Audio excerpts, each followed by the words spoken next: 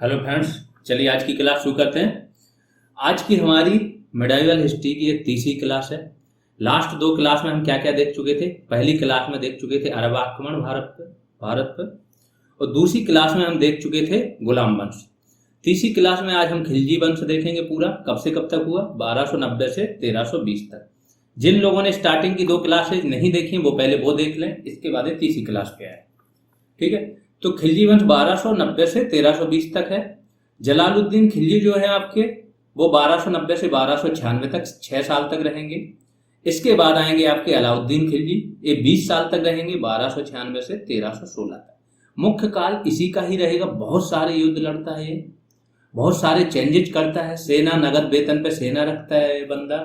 ठीक है, इसके बाद बहुत सशक्त प्रशासन चलाता है, भू सुधार करता है, राजस्व सुधार करता है।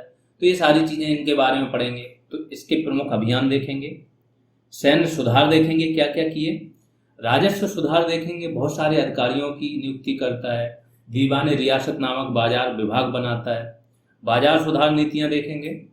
प्रमुख सेनापति कौन थे इसके, मलिक काफूर वगैरह का जिक्र होगा तो उसको भी देखेंगे। फिर उसके बाद एक दो और शासक आए हैं, शिहाबुद्दीन उमर आए हैं, जैसे मुबारक खिलजी आए हैं, तो इनको देखेंगे। और लास्ट शासक आपके खुसरब शाह 1320 में। तो इस तरीके से ये टॉपिक आपका खत्म हो जाएगा। चलिए शुरू करते हैं। सबसे पहले खिलजी वंश कब से कब तक था बता चुका हूं।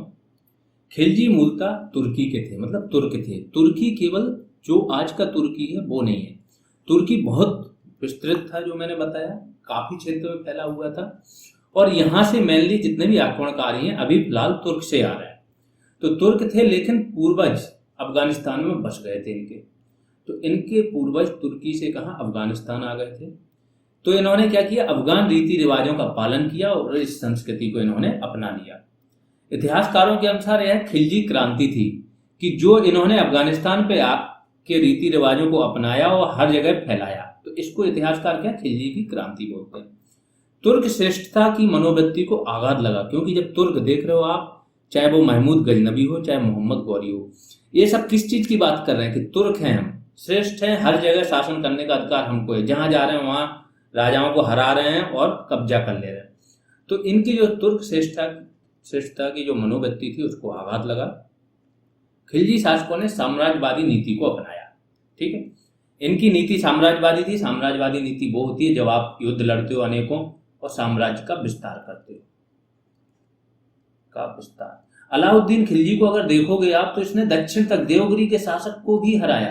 दक्षिण में होयसल, वारंगल, इन सबको हरा के, और वहां से किसी से इसने धन की भी वसूली की। प्रत्यक्ष नियंत्रण नहीं किया, धन की वसूली की, सोने चांदी की वसूली की, और किसी पे वार्षिक कर भी लगाया कि आप वार्षिक इतना कर देते रहिए और बने रहिए, कोई दिक्कत नहीं।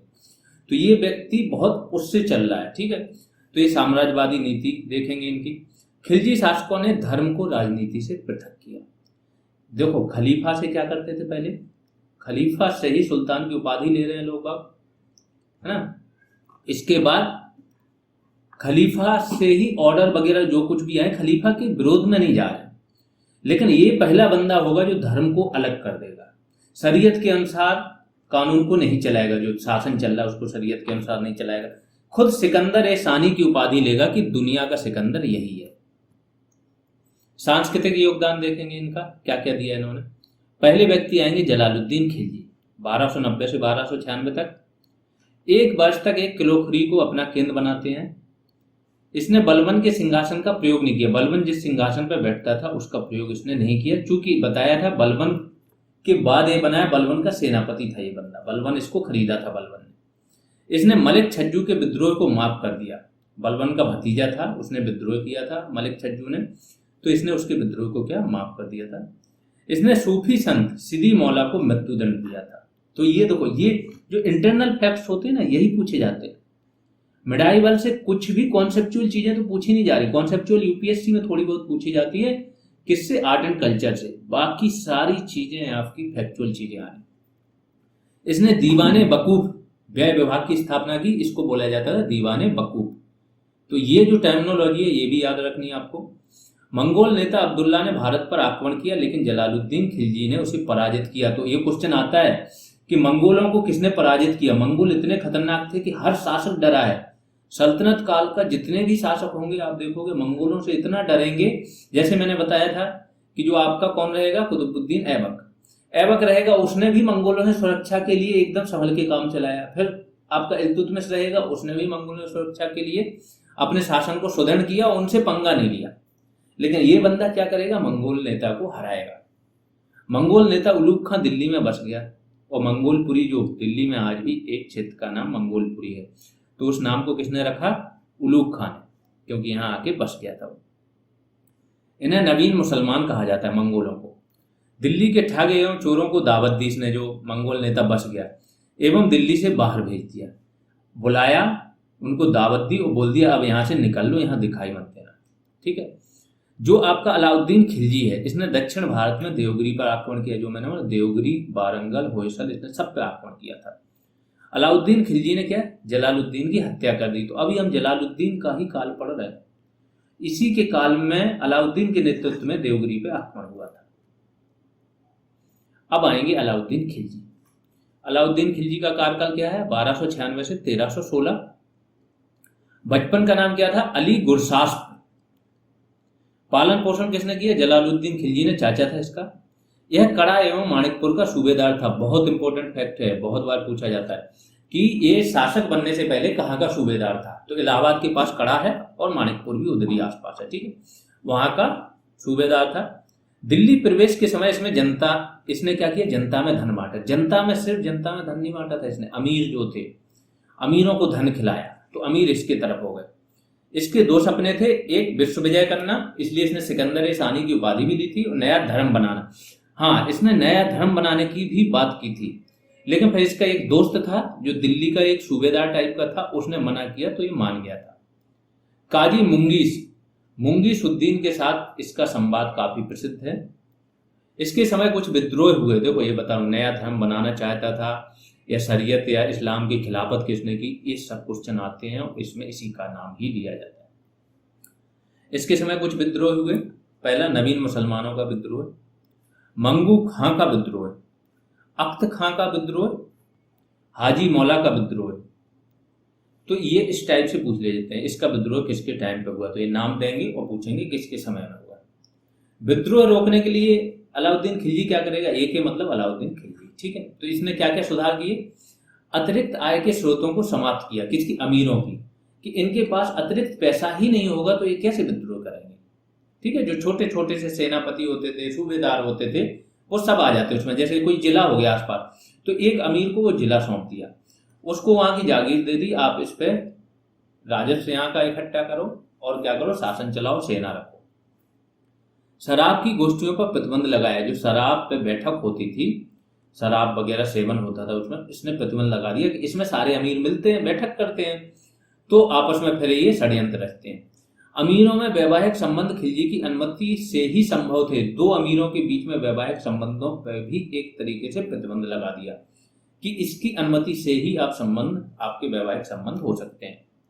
गुप्तचर व्यवस्था को इसने दुरुस्त किया। तो इससे क्या हुआ, अमीर आपस में संगठित नहीं हो पाए, आपस में बैठक नहीं हो पाई, इनकी तो बातें नहीं हो पाई। जानते हो जब बैठकें होती हैं तो वहां पे बुराई होती है दूसरे व्यक्ति की, सेम चीज होती है। फिर इसके कुछ अभियान देख लीजिए, बहुत इंपॉर्टेंट अभियान है। गुजरात का अभियान, यहाँ का शासक कौन था, कर्ण बघेल था। जितनी डिटेल में यहाँ पे दिया जा रहा है ध्यान रखना, मैंने बहुत सारी बुक्स पढ़ी हैं, ऐसी डिटेल में पॉइंट बाय पॉइंट सारी चीजें एक चीज से रिलेटेड एक जगह नहीं मिलती हैं। 3-4 बुक भी पढ़ लोगे तब भी कंफ्यूजन बना रहेगा। तो यहाँ का शासक कौन था, जैसे गुजरात अभियान तो दिया रहेगा, कब किया था, क्या किया था, कैसे, लेकिन वहां का शासक का नाम नहीं मिलेगा आपको या कुछ और नहीं मिलेगा। तो यहाँ का शासक कर्ण बघेल था। कर्ण बघेल यहाँ पे पराजित हुआ। कर्ण बघेल एवं देवल रानी, ठीक है, इसकी पुत्री थी, दोनों देवगिरी चले गए यहाँ से।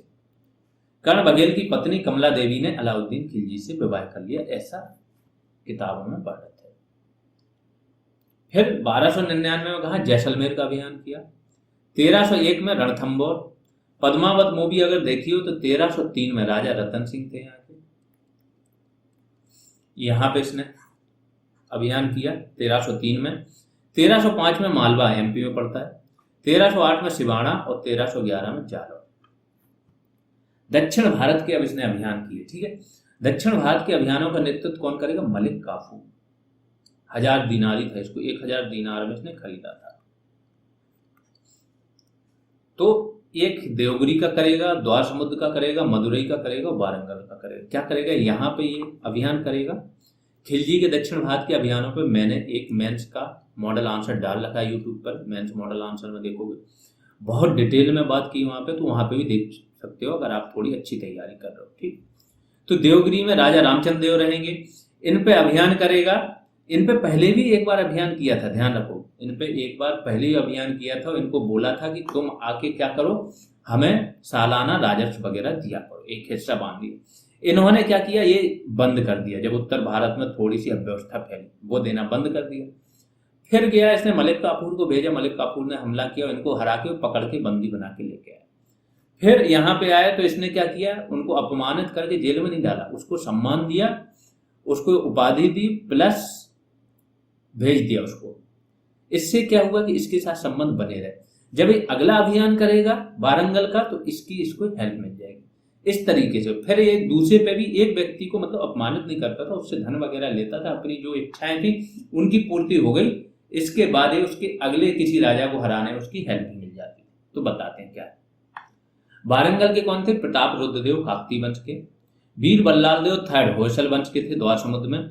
मदुरई में वीर पांड्य और सुंदर पांड्य पांड्य वंश के थे। ठीक, तो ये पूछा जाता है, इस वंश के शासक भी पूछा जाता है। इनका क्षेत्र भी हमने डिफाइन कर रखा है। मदुरई कहाँ है, तमिलनाडु क्षेत्र में है। ये आपका केरला क्षेत्र में द्वार समुद्र। देवगिरी केरला के जस्ट ऊपर है, थोड़ा सा कर्नाटक और केरला में। ठीक है, रामचंद्र देव थे यादव वन।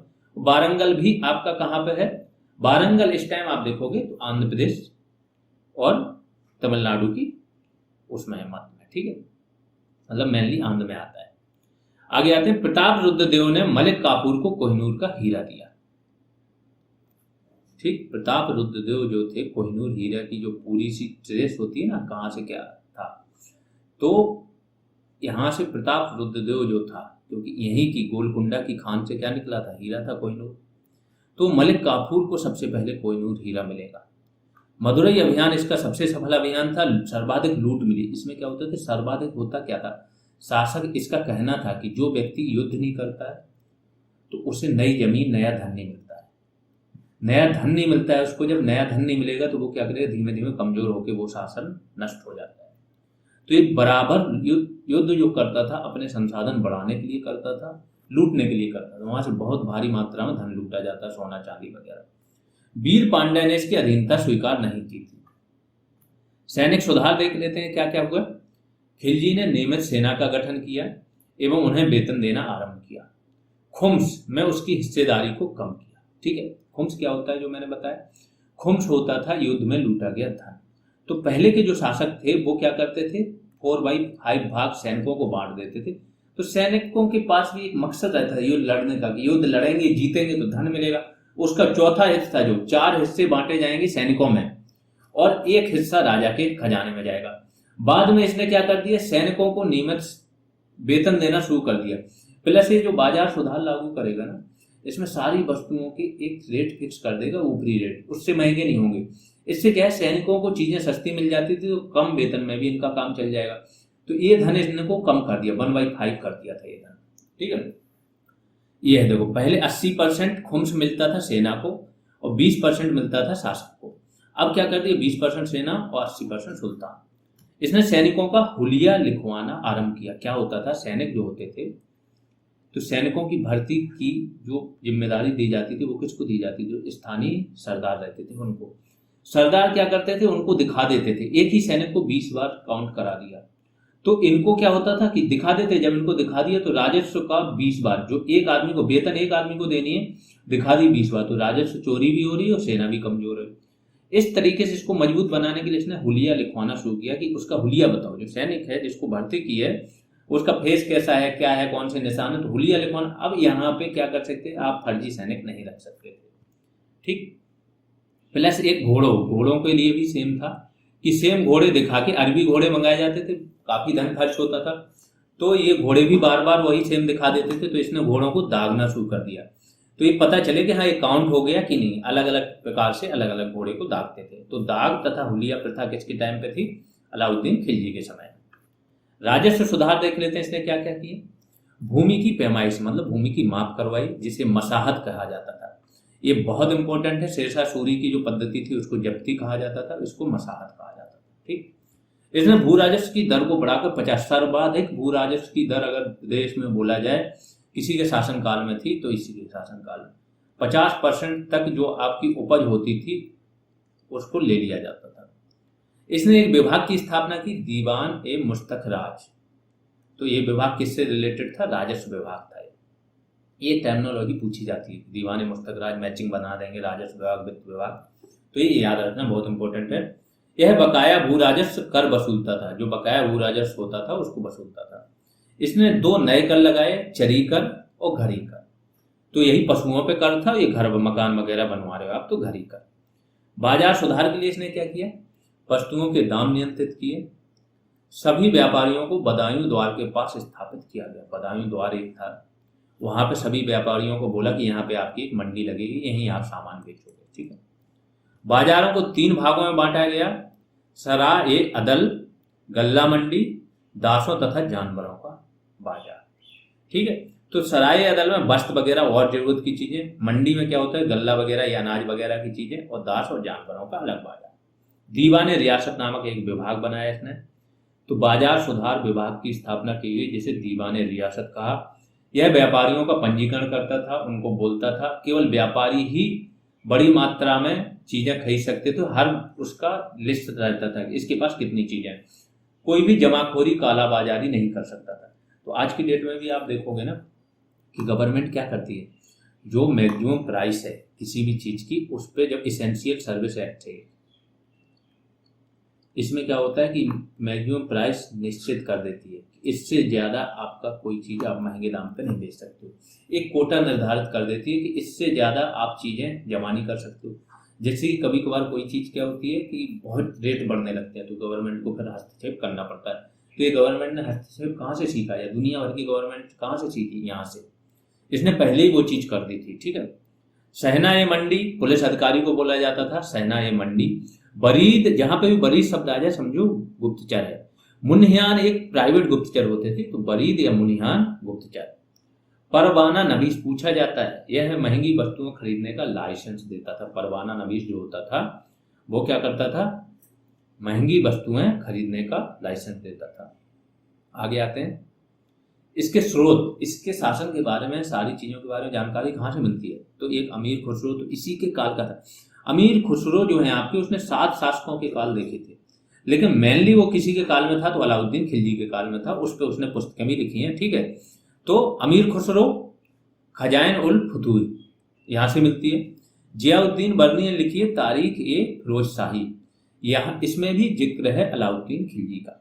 इब्न बतूता, इसने रहला लिखी है, इसमें भी उसके शासनकाल की बहुत सारी चीजों का जिक्र है।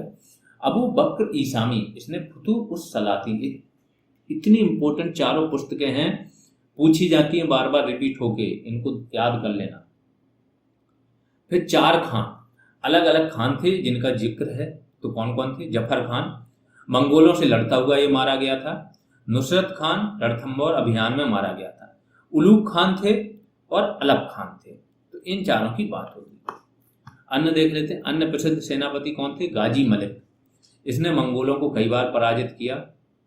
मलिक काफूर, इनके बारे में थोड़ा डिटेल में देखते हैं। यह गुजरात का हिंदू था, यह किन्नर था। गुजरात अभियान के समय नुसरत खान के इसे भड़ौच बंदरगाह से, नुसरत खान ने क्या किया था? इसे भड़ौच बंदरगाह था गुजरात में, ये भी पूछा जाता है। तो ताम्रलिप्ति आपका बंगाल में है और भड़ौच आपका गुजरात में था। इस टाइम के 2 फेमस बंदरगाह थे, तो ये ध्यान रखना। भड़ौच बंदरगाह से 1000 दीनार में खरीदा, इसलिए इसे 1000 दीनारी भी कहा जाता है। मलिक काफूर के कहने पर अलाउद्दीन खिलजी ने अपने पुत्रों, किसको? खिज्र खां और सादी खां की हत्या करवा दी थी एवं मुबारक खिलजी को जेल में डाल दिया। देखो कितना इंपॉर्टेंट होता था गुलाम, क्योंकि गुलाम बहुत कुछ देख के खरीदा जाता था, फिर गुलाम ही सेनापति का कार्य करता था, राजा का सबसे करीबी होता था, और राजा हर चीज गुलाम से ही शेयर करता, यहाँ तक अपनी पत्नी से भी शेयर नहीं करता था। ठीक है। सर्वाधिक मंगोल आक्रमण किसके समय में हुए? ये क्वेश्चन आता है, तो अलाउद्दीन खिलजी के समय। फिर इसकी मौत हो जाएगी, जैसे मैंने बोला। तो 1316 के बाद छोटे छोटे शासक आएंगे, उतने इंपॉर्टेंट नहीं है, फिर भी देख लो।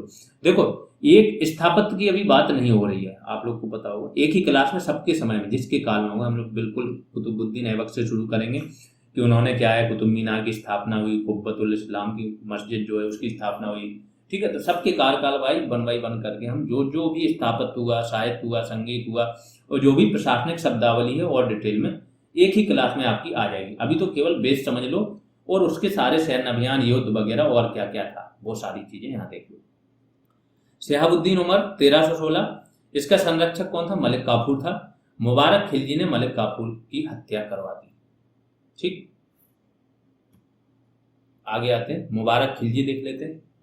यह शराबी था, इसने स्वयं को खलीफा घोषित कर दिया। 1316 से 1320 मतलब 4 साल तक रहा। इसने निजामुद्दीन औलिया के अभिवादन को अस्वीकार कर दिया।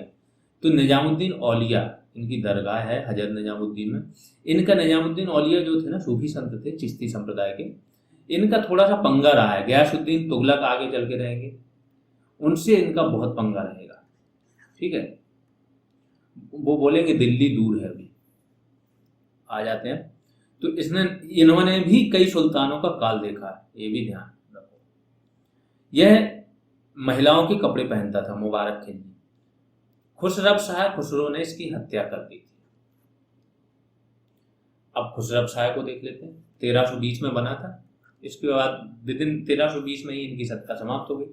यह भारतीय मुसलमान था, इसने स्वयं को पैगंबर का सेनापति घोषित किया। इसके विरोधियों ने इस्लाम खतरे में है कि नारे लगाए, क्योंकि इंडियन मुस्लिम को मानते नहीं थे कि ये लोग शुद्ध मुस्लिम हैं। ये इसने सूफी संत निजामुद्दीन औलिया को 5 लाख टंके भेंट किए। तो देखो, निजामुद्दीन औलिया का अभिवादन अस्वीकार कौन कर रहा है? वो बंदा। और ये क्या कर रहे हैं? 5 लाख टंके भेंट कर रहे हैं। गाजी मलिक ने तुर्कों की सहायता से इसकी हत्या कर दी थी। और यहाँ पे आपका खिलजी वंश क्या हो जाता है? समाप्त हो जाता है। यहाँ पर आपकी आज की क्लास समाप्त होती है। ये हमारे 2 बैचेज चल रहे हैं, एक चल रहा है बीपीओ का पेड बैच और दूसरा चल रहा है जूनियर असिस्टेंट का पेड बैच। इसमें आपको बीपीओ के पेड बैच में क्या मिल जाएगा? पंचायती राज पर सारी वीडियो क्लासेज मिल जाएंगी और उनकी पीडीएफ आपको सिंगल पीडीएफ में मिल जाएगी 346 पेजेज की। सिंगल पीडीएफ आपको कंप्यूटर की मिल जाएगी 280 पेजेज की। टॉपिक वाइज एमसीक्यूज टेस्ट मिल जाएंगे, बहुत इंपॉर्टेंट है। सोचो कि ये सारा जितना भी आपका कंटेंट है इसको हमने थ्योरी फॉर्म में कवर करा दिया, फिर वो सारा कंटेंट आपका किस में आ गया? एमसीक्यूज फॉर्मेट में, प्लस और भी एमसीक्यूज आ गए जो मार्केट में कहीं पर भी थे, वो यहाँ पर आपको मिल जाएंगे। टोटल हमने 12 टॉपिक्स में पूरा पंचायती राज डिवाइड किया था। हर टॉपिक पर एक टेस्ट है और हर टेस्ट में आपके 150 से 200 क्वेश्चन हैं। तो ये आपका कहीं से फिर बाहर रहता ही नहीं है कोई क्वेश्चन। यहाँ से आपका 2 तरीके से कवर हो जाएगा, एक थ्योरी क्लास है और दूसरा topic wise MCQs test. 12 test तो ये है, प्लस 15 टेस्ट फेज 1 में हुए थे, उसमें भी सब में किसी में 100 क्वेश्चन है मिनिमम, किसी में 150। तो टोटल 27 टेस्ट आपको पंचायती राज पर मिल जाएंगे। इसके बाद कंप्यूटर पर भी आपको टॉपिक वाइज एमसीक्यू टेस्ट मिल जाएंगे 12, हर टॉपिक पर एक। वैल्यू एडिशन क्लासेज मिल जाएंगे, इनकी पीडीएफ मिल जाएंगी, ठीक है। वैल्यू एडिशन पे हमने क्या किया? पंचायती राज पर वैल्यू एडिशन मीन्स वो कंटेंट जो क्लासेज और टॉपिक वाइज एमसीक्यू से बाहर का था, किसी भी बुक में था, तो पंचायती राज पर भी है वो आपका। इसके बाद स्कीम्स पर भी है, सेंट्रल गवर्नमेंट की पे स्कीम्स पर है, प्लस यूपी गवर्नमेंट की स्कीम्स पर है। वो सारी चीज़ें मिल जाएंगी आपको। यूपी स्पेशल वीडियो क्लासेज और पीडीएफ मिल जाएंगी।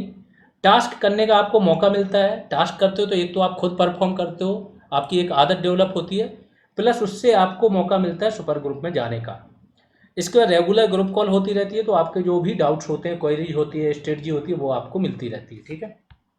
फीस 299 है। पेटीएम, फ़ोनपे, गूगल पे कुछ भी कर सकते हो, इस नंबर पर करना है। नेम ये चेक कर लेना। इसके बाद टेलीग्राम या व्हाट्सएप में से किसी एक पर आपको भेज देना है, थोड़ा वेट कर लेना है, आप जोड़ दिए जाओगे पेड बैच में। अगर कोई क्वेरी है तो इस नंबर पर आप कांटेक्ट कर सकते हो। सेम बैच हमारा जूनियर असिस्टेंट का भी चल रहा है। यहाँ पे भी आपको सारी पीडीएफ मिल जाएंगी, topic wise MCQ, revision programme मिल जाएगा। इसके बाद टास्क मिल जाएंगे, value addition classes, full test और रेगुलर गाइडेंस। यहाँ पे भी सेम सारी चीज़ें हैं। बहुत अच्छा ये बैच चल रहा है। यूपी पीसीएस से ऊपर लेवल का आपको यहाँ पर कंटेंट कराया जा रहा है, ठीक है। बैच फीस 299 ही अब कर दी है सारे स्टूडेंटों की डिमांड पर। फ़ोनपे और पेटीएम कुछ भी इस पर भी कर सकते हो, सेम प्रोसेस है जो बीपीओ का था। इस नंबर पर पे करना है और ये नेम चेक कर लेना है, स्क्रीनशॉट यहाँ भेज देना। चलिए अभी के लिए इतना ही। आप लोग शेयर और सब्सक्राइब जरूर करते रहें। अभी के लिए इतना ही, धन्यवाद।